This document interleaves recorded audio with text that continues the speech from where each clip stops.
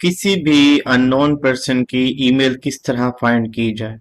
ठीक है, आज का हमारा ये टॉपिक है। बिस्मिल्लाहिर्रहमानिर्रहीम। मैं हूं अली अहमद मलिक और ऑनलाइन टीचर में आप सब लोगों का वेलकम।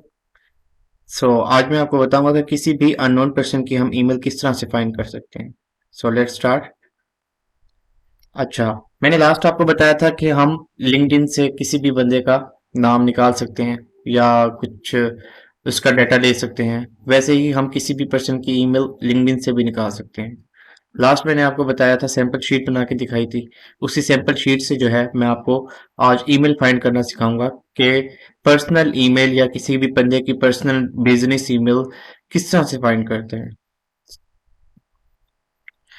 जैसे कि ये पोर्शन मैंने आपको बता दिया था एक दफा कि ये कॉलम हमने किस तरह से फिल करने हैं, first name, last name, company name, ये सब मैंने आपको दूसरे लेक्चर में बता दिया है। तो आज मैं आपको बताऊंगा कि ईमेल किसी की भी किस तरह से फाइंड करते हैं। मतलब फॉर एग्जांपल हमने इसकी ईमेल फाइंड करनी है ग्रे की, तो हम इसकी ईमेल किस तरह से फाइंड करेंगे या इससे रिलेटेड हम किसी की भी ईमेल किस तरह से फाइंड करेंगे।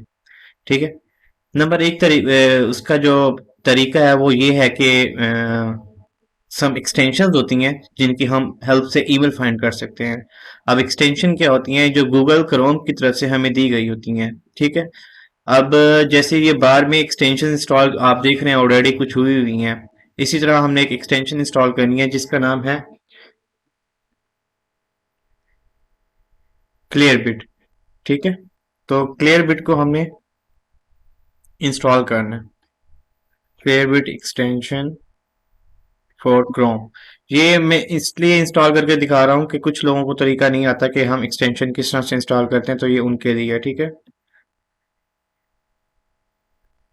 आपने सिंपल ये छोड़ देना है। अच्छा, एक चीज आप लोगों को और बता दूं, जहाँ पे ये ऐड लिखे होते हैं ना, तो इन पे हम क्लिक नहीं करते क्योंकि ये अमूमन एड्स होते हैं। हमें एक ऑफिशियल लिंक पे क्लिक करना होता है किसी भी चीज को जब सर्च करते हैं।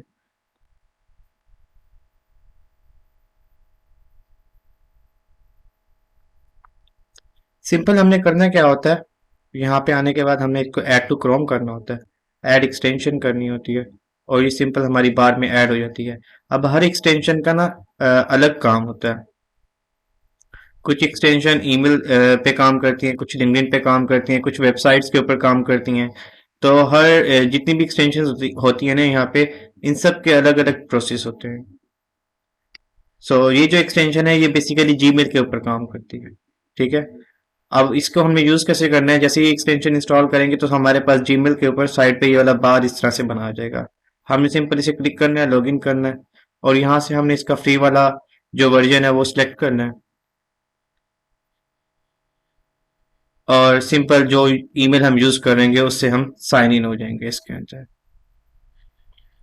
इसको अलाउ कर दें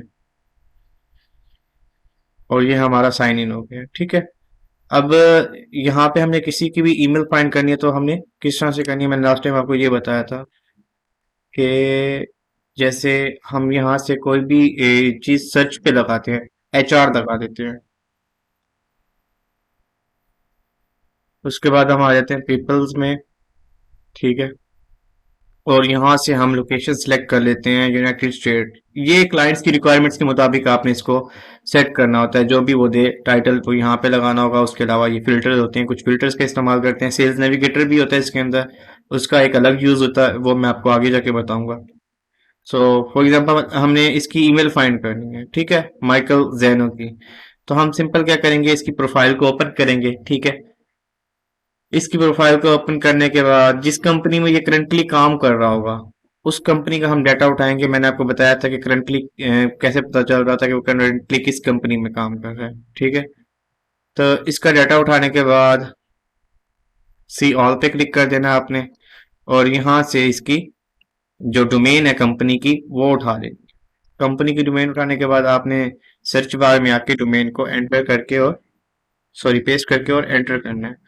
उसके बाद अब ये यहाँ पे जो है हमें इसके जितने भी इस कंपनी के मेंबर हैं सबका नाम बता दिया। हम अब देखते हैं कि जो हमारी क्लाइंट्स के मुताबिक हमें जो रिक्वायर्ड था वो बंदा इसमें है या नहीं है। अब वो मैंने गलती से सेकंड टैब में ओपन करना था लेकिन उसी टैब में कर दिया, कोई बात नहीं, इसको बैक कर देते हैं। अच्छा, अब ये है माइकल। ठीक है, अब हम देखते हैं यहाँ पे माइकल नाम का कोई बंदा है। अच्छा, फॉर एग्जांपल हम इसका टाइटल देख लेते हैं, सीनियर एचआर स्पेशलिस्ट है। ठीक है, तो हम यहाँ फिल्टर में इसका टाइटल लगा भी सकते हैं, लेकिन सम टाइम फिल्टर में वो शो नहीं कराता, तो ये कुछ जिनके मेंबर्स कम होते हैं तो उनके रीड कर लेते हैं। ये आ गया माइकल, एक ये है तो सही, लेकिन ये जेनो है। ओके, तो इस कंपनी में तो माइकल ही बहुत सारे हैं। अच्छा खैर, हमें किसी का भी ईमेल फाइंड करना हो, नंबर एक प्रोसेस तो ये होता है। ठीक है, यहाँ पे हम इसको क्लिक करेंगे क्लियरबिट के जरिए, और यहाँ हमें इसकी ईमेल फाइंड मतलब ईमेल हमें दिखा देगा कि इसकी ये ईमेल है। ये एक्सटेंशन होती है क्लियरबिट, और इसका हमें लिंक्डइन का लिंक भी दे देगा, जो कि जिससे हमें पता चल जाता है कि ये इसी का ही ईमेल है। लिंक्डइन के लिंक से हम उसका लिंक्डइन भी ओपन कर सकते हैं।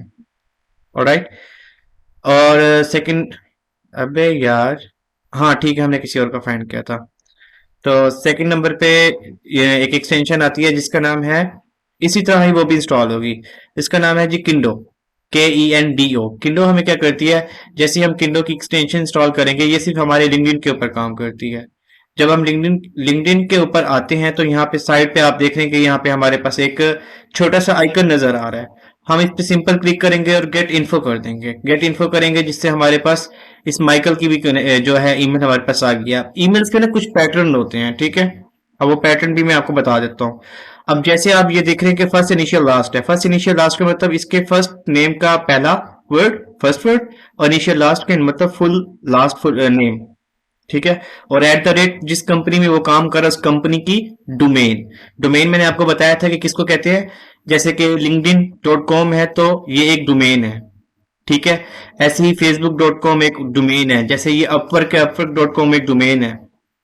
तो इसलिए ये हमारी बेसिकली सारी डोमेन्स होती हैं। तो जो डोमेन्स होती हैं वो बेसिकली क्या होती हैं, इनका लास्ट जो वर्ड होता है एट द रेट के बाद, उसके आगे जब हम लगाते हैं इनकी डोमेन, तो इनका ईमेल बन जाता है। तो वो कुछ पैटर्न्स होते हैं, जैसे फर्स्ट, जैसे मैंने आपको बताया कि फर्स्ट इनिशियल लास्ट है, इसी तरह फर्स्ट डॉट लास्ट होता है और लास्ट डॉट फर्स्ट होता है। तो उसका क्या तरीका होता है, अगर उसको पैटर्न आपने देखना हो तो वो पैटर्न पे भी हमें ईमेल मिल जाती होती है, ठीक है। आपने फर्स्ट डॉट लास्ट लगा के एट द रेट उसकी कंपनी डोमेन लगा देनी है। और उसको चेक करने का तरीका ये होता है कि आप अपने ईमेल में आके, जीमेल में आके, इसको यहाँ पे, जैसे कि ये ईमेल हमारे पास है, इसे क्लिक करेंगे।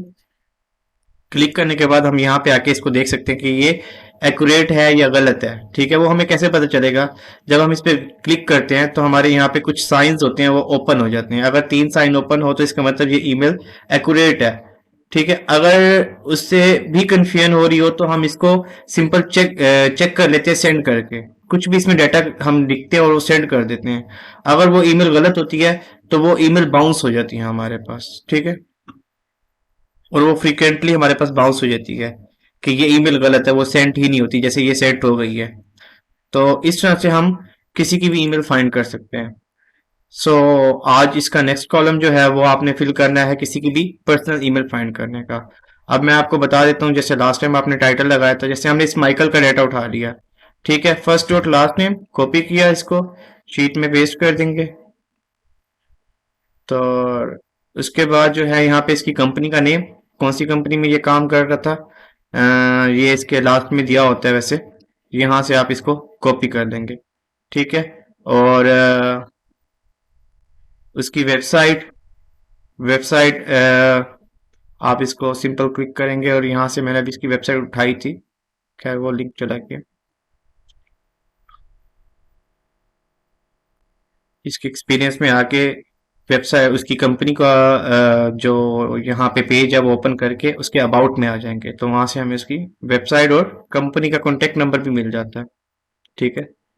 ये वेबसाइट आ गया, और यहाँ पे आपने कंपनी की ईमेल डालनी है, और यहाँ पे क्या डालना होता है, कंपनी का कॉन्टेक्ट नंबर। कंपनी की ईमेल और कॉन्टेक्ट नंबर मैंने आपको बताया था कि किस तरह से फाइंड करते हैं।